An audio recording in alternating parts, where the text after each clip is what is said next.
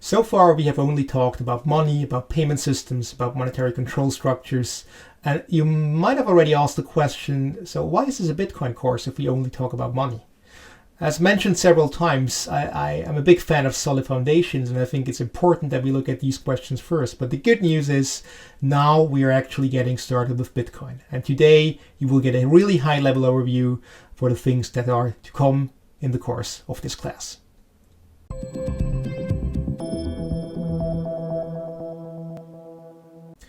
All right, so let's get started. This is actually the first lecture we're going to talk about Bitcoin from a technical perspective.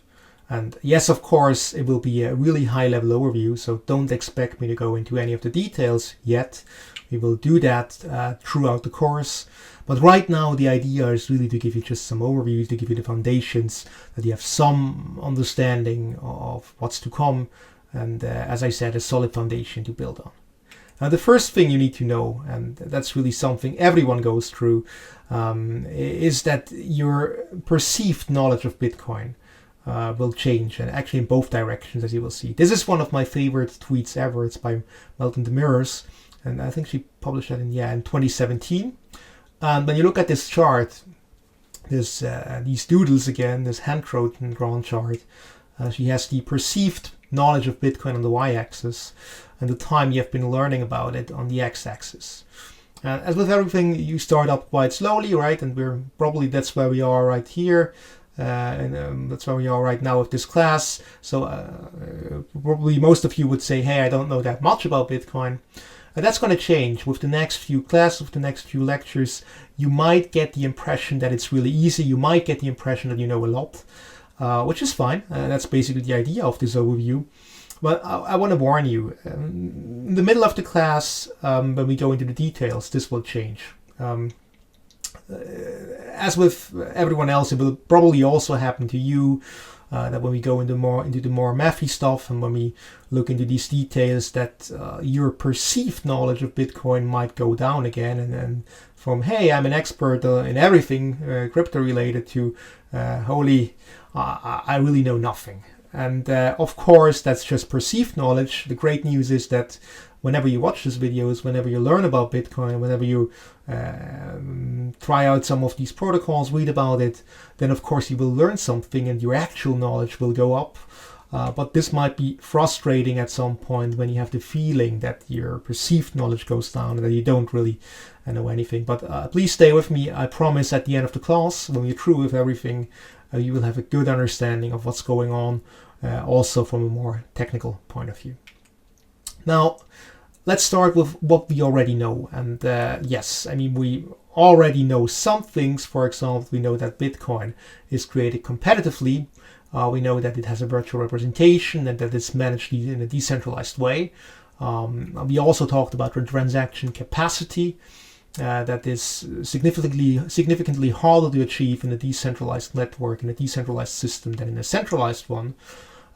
Same goes for the transaction legitimacy and the transaction consensus. And you remember transaction capacity, the idea there is the ability of being able to initiate a transaction in the absence of a centralized third party. So when there is no centralized service provider as a financial intermediary, how are you actually going to initiate your transactions? That's the question. And the second one, the transaction legitimacy, that's the question when you receive one of these financial transactions in a permissionless network just from someone else, and it says something in there. How can you trust it? How do you know that it originates from the actual owner, that it has not been changed along the way? And the last one, the transaction consensus, and you recall that's the question of when there is no boss, when there is no central authority, how do you reach a consensus? How do you have a common understanding of the current state of the ledger? That's basically the idea. We will look into that. These are basically the three questions. We will look at a very high level today, but also some of the chapters for various lectures later on.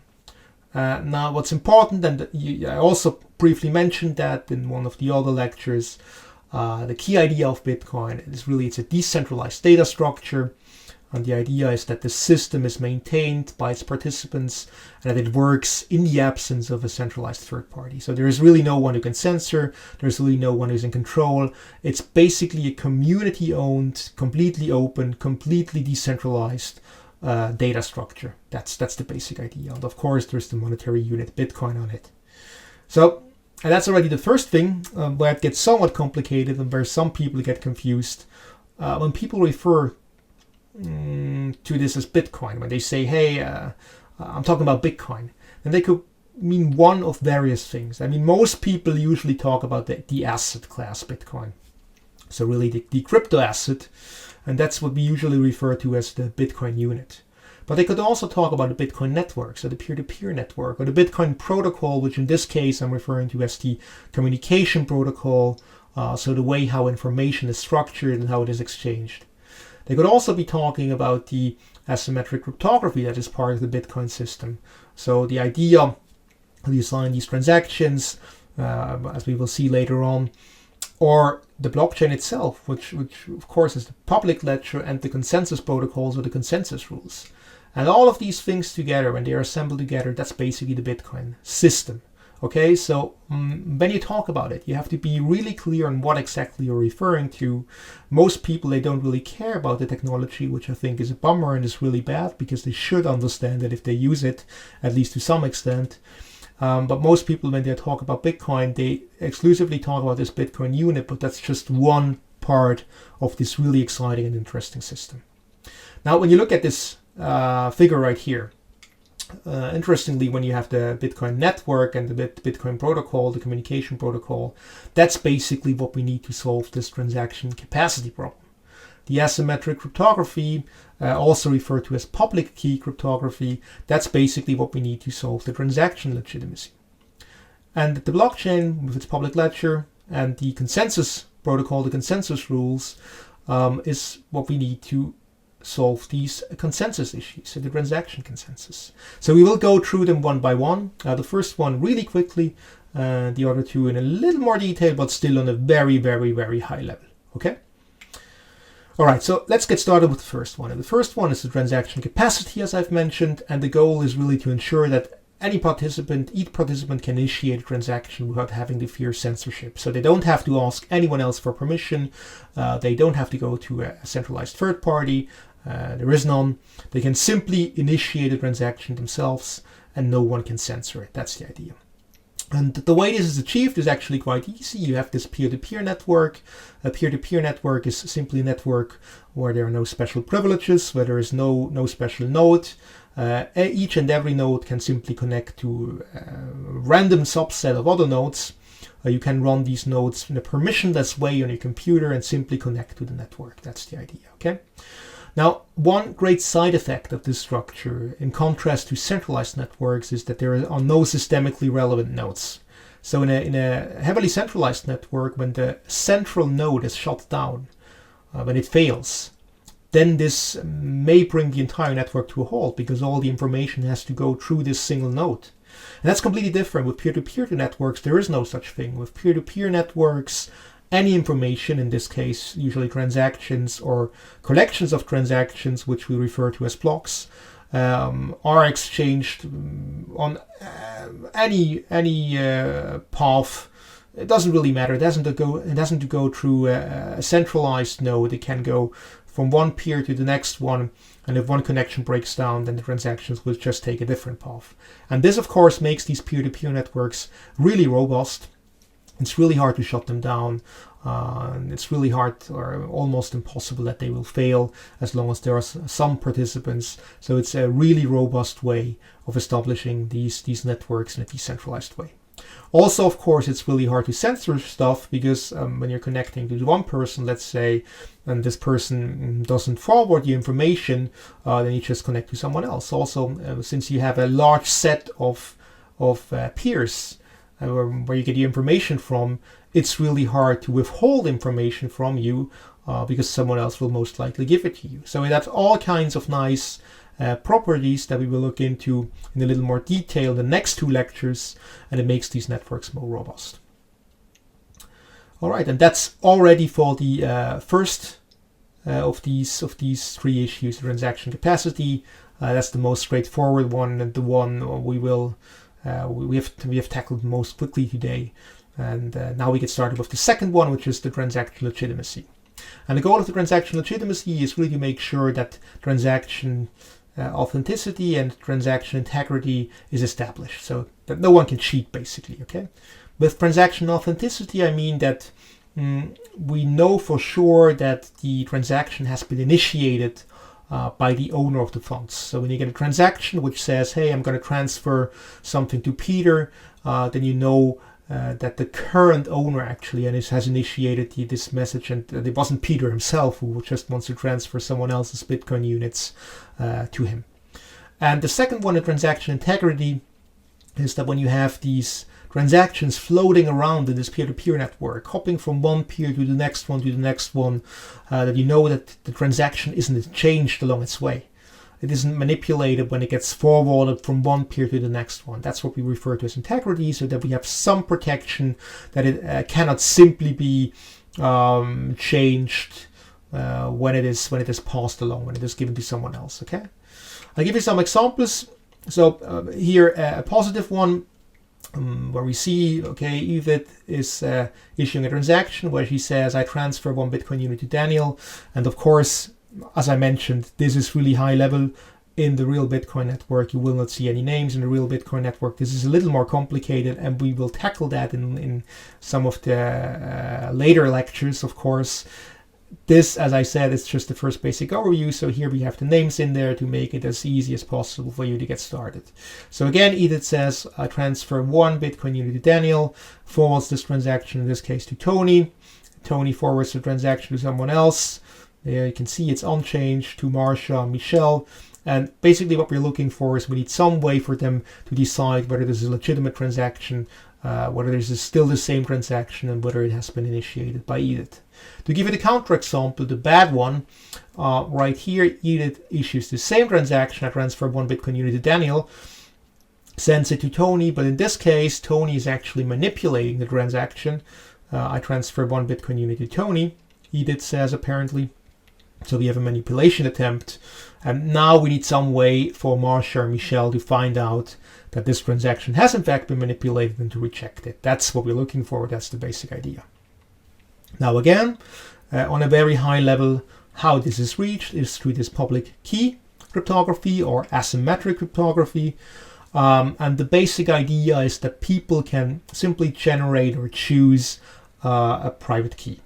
Private key, as you will see later on when we go into a little more detail, basically is a number, is a random number you're choosing. And then from this random number that represents your key, you have a one-way function to derive your public key. And your public key is your pseudonym in this network. So this is basically, you can think of it as your, let's say, an account number as an example. This is what the other participants in the network will see when they are transacting with you. Now, the first key principle that I have mentioned is that private key is created, chosen without the help of an intermediary, and can be used to derive the public key. What's also important is this is a one-way function. We will look into that in the crypto lectures. A one-way function, so it means when you have the private key, when you've created this private key, then you can get the public key. But someone who simply sees the public key cannot derive the private key from it, okay? So there is no way back, essentially. And the second key property is any information that is encrypted with one key can only be decrypted with the other one, okay? So basically, when you're encrypting something with one key, it can only be decrypted with the other corresponding key. Now, this only works, and that's the key assumption. It's really important that I cannot stress it enough. This only works when you keep your private key in perfect secrecy. So you cannot share it with anyone. As soon as somebody creates a private key and shares it freely, as soon as somebody else has access to this private key, everything we're about to see, so all of the applications are not going to work, okay? So that's even more important than what I call key principles, is the key assumption. You cannot, under no circumstances, ever share your private key. You can easily share your public key, that's no issue. And as you see right here, There is no way back from the public key to private key, so that's perfectly fine, but you cannot share your private key, and you will see why on the next slide. Okay, so there are really two applications you have to be aware of, and the first one has nothing to do with blockchain whatsoever. It's about secrecy in general. It's still really interesting, and more importantly, you're using it pretty much every day when you're surfing the internet, when you're buying something online. The idea is when you have to transfer some information that is exclusively shared with one party, or that's at least the plan. So let's say you want to buy a book online, for example. You want to go to a website, then as I said, this has nothing to do with crypto or blockchain. You want to pay with credit card, okay? Now what you could do is, of course, just using some regular web page and share your credit card information, type it in there, and then it gets sent out and pretty much shared with anyone over the internet, because the internet is completely open when you don't encrypt stuff. And this would be a really bad idea, because in this case, everyone along the way, when the information takes its hops, could also charge your credit card. Okay, they also had the information, and then once your credit card information arrives with the e-shop, with the bookstore in this case, your limit would be exhausted and you couldn't buy it anymore, because everyone else along the way would also have used your credit card. So that's probably not a good idea.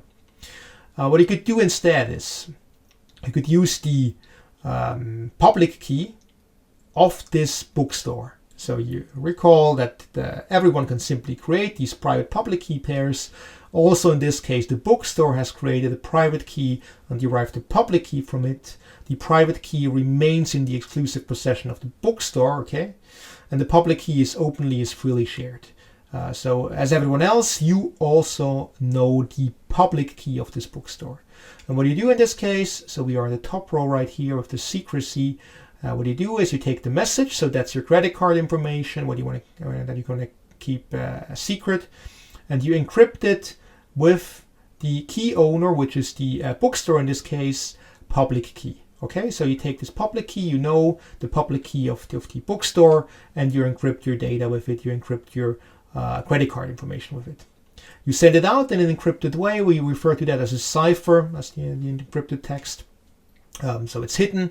Everyone else will be able to see the cipher, but they cannot make sense of it. They don't know what it means, so they cannot charge a credit card because they don't have the credit card information. And then once it arrives with the key owner, once it arrives with the bookstore can use its own private key to decrypt the information. Remember what I said on the last slide.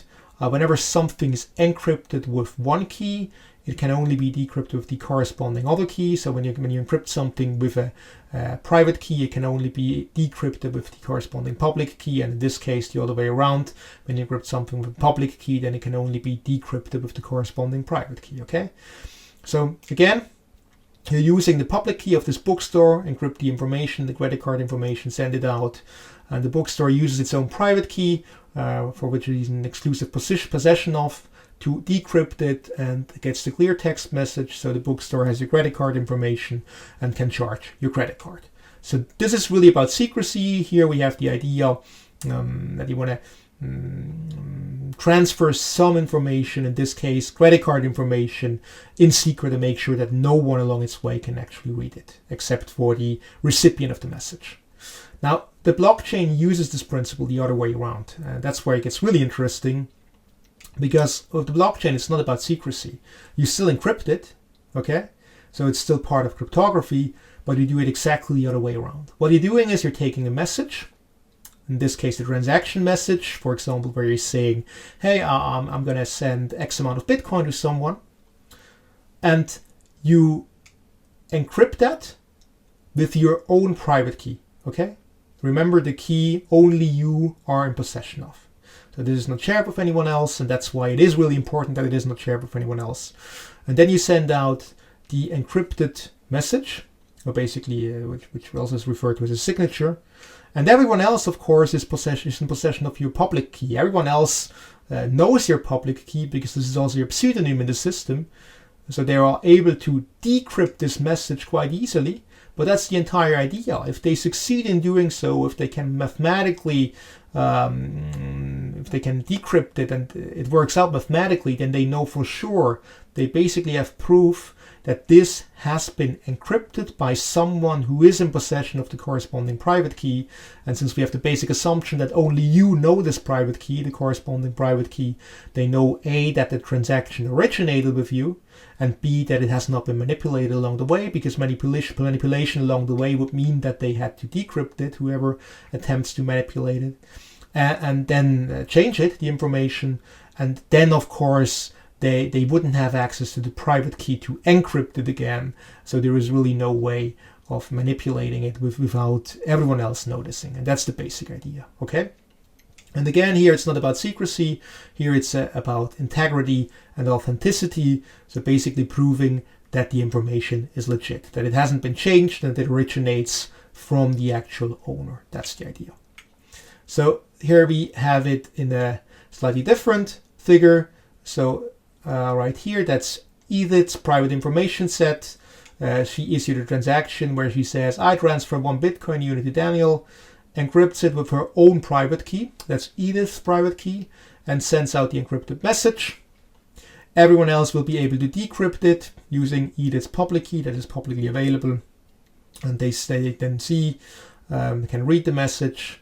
They see that it works out, that it corresponds to the actual clear text message that's also sent along the way. And they know that the transaction originated with Edith, and B, that it has not been manipulated. And that's basically the idea. Now, this is a severe simplification. As you will see, it gets a little more complicated than that when we go into Bitcoin script and we look at the actual conditions of how we can spend it. But for a first high-level look at Bitcoin, this is really helpful. This will help you to understand how this entire legitimacy checks actually work and how you can tell whether a transaction is legit or not. Now, the last thing you have to know is the transaction consensus. And this is really the question of when we have multiple transactions that would be legitimate on themselves, all of them are valid, but for example are conflicting so that they cannot all be part of the ledger because they're spending the same Bitcoin. How do we decide which of these transactions are part of the consensus version of the ledger and which of these transactions are invalid, not cryptographically, but just because the Bitcoins have been spent by another transaction, which is also legit. Okay, so a really easy example right here. Let's say Edith is at the same time signing 2 transactions for the same Bitcoin units. So here she says, I transfer Bitcoin unit X and Y to Daniel, and communicates it, relays it to this part of the network, so to Tony, who forwards it to Marcia and Michelle. At the same time, she's also issuing a conflicting transaction, a competing transaction, where she says, I transfer Bitcoin unit X and Y to Lucas, okay? Of course, both of them are cryptographically sound because she has the private key, because she signed both of them, and every one of these 2 transactions would be valid on its own. But since she sent this one to Jake, Claudia, and Brian, this one to Tony, Marcia, and Michelle, only one of these 2 transactions can succeed. And right now here, we have the situation where depending on who you ask in the network, depending on who you ask in this decentralized network, they may have a different understanding of what is part of this ledger. Now, quick teaser, none of these transactions, neither one as of right now is part of the ledger, but we need some form of a process to decide what will be included and what is actually part of this data structure or the blockchain. And the way we're doing that is, first of all, you have to be aware that there is something called blocks, and blocks is just a collection of transactions. Basically, the idea is that anyone can assemble these candidate blocks, can make proposals, take some transactions that are laying around, not part of the blockchain yet, and collect them in these blocks. And the second thing you have to know is that these blocks are sequentially linked. That's why it is called blockchain, because it's a chain of blocks, okay? So you have one block, once that is confirmed, it's the new status quo, and then everything will get built on this block. So these are basically the state changes from here to here, these transactions. Then you have a new collection of transactions that gets appended, and so on, and so on, and so on. That is on a very, very, very high level why it is called blockchain. So you have these transactions that are part of a collection. The transaction collection is referred to as block. And since we have a sequence of these blocks, it's referred to as blockchain. That's the idea. Now, you have to know that every network participant, at least in theory, can contribute to the growth of this network, can make new proposals, can propose new candidate blocks. And people who are doing this are usually referred to as Bitcoin miner in the Bitcoin protocol. They are, you might more generally, you might call them consensus relevant nodes for other systems, but in the Bitcoin network, they are called miner for specific reasons you will see later on in this class. And the idea really is that they take some transactions they have laying around, which they have in their own queue, basically in their own transaction queue. You can think of it as laying around on the desk, transactions that aren't confirmed yet. And they choose a subset of these transactions and put them into their candidate blocks, basically form a proposal. And they are really free to choose any of these transactions, and the other people will accept it if, number one, they build on the most recent version of the blockchain. So that's of course the status quo. Number two, they only include legitimate transactions. So when there are any cryptographically unsound transactions in there, then of course they will be rejected. So all of the conditions we've seen earlier, they apply. They only contain transactions that are not in conflict with anything we have seen previously. So when something has been spent previously, then of course this person cannot spend the same Bitcoin units again. And they cannot exceed the block size limits, or there's some limitations on how many transactions or how much data can go into one of these blocks. And also that's of course another restriction. Okay, so that's the idea. These are the restrictions, as long as you're making sure that you're not breaching any of these restrictions, that you're not breaching any of these rules. Your block has a chance of getting accepted by everyone else in the network and getting appended to the blockchain as the most recent block. Okay, now the thing is, you're not the only one doing that. As I said, everyone in the Bitcoin network can do that. Everyone can become a miner, at least in theory. As you will see, there are some economic effects that work against it and introduce some form of centralization. We will talk about that in a later lecture. But in theory, everyone can simply assume this role and be part of the network and create new block candidates, new candidate blocks. Okay, and since everyone can do that, and everyone can do that if we don't add any further restrictions, so if we just say, hey, you assemble these blocks, you take the transactions, put it in there, then hypothetically speaking, anyone could do it really easily and really cheaply. This is not going to work, right? I mean, you need some restrictions. If you just let them do that freely, if you say, hey, just take all of these transactions, assemble them to a block, even with some consumer hardware, you could do that 1 billion times per second. That would be a really, really bad idea to keep it open like that. What would happen actually is you would have a status quo right here, and then everyone in parallel would create their own realities, would create their own ledgers, would extend their ledger, and they would do that much faster than they could exchange the information. So essentially everyone would just have their own understanding of reality, would have their own ledger that is not in sync with anyone else. And that's not what we want to achieve. Now you have two options. Option one, as mentioned several times already, you can just declare somebody as the boss. Okay, you could say, for example, this guy, he decides on the current state. He's the boss. He's the single source of truth. We trust this person right here. This is called proof of authority. This is what centralized databases usually look like, but it's obviously not what we want to achieve with Bitcoin. We must have a different consensus protocol, because recall that the goal is for it to be decentralized, and it wouldn't be decentralized anymore if we just declare one person who decides on the current state, right?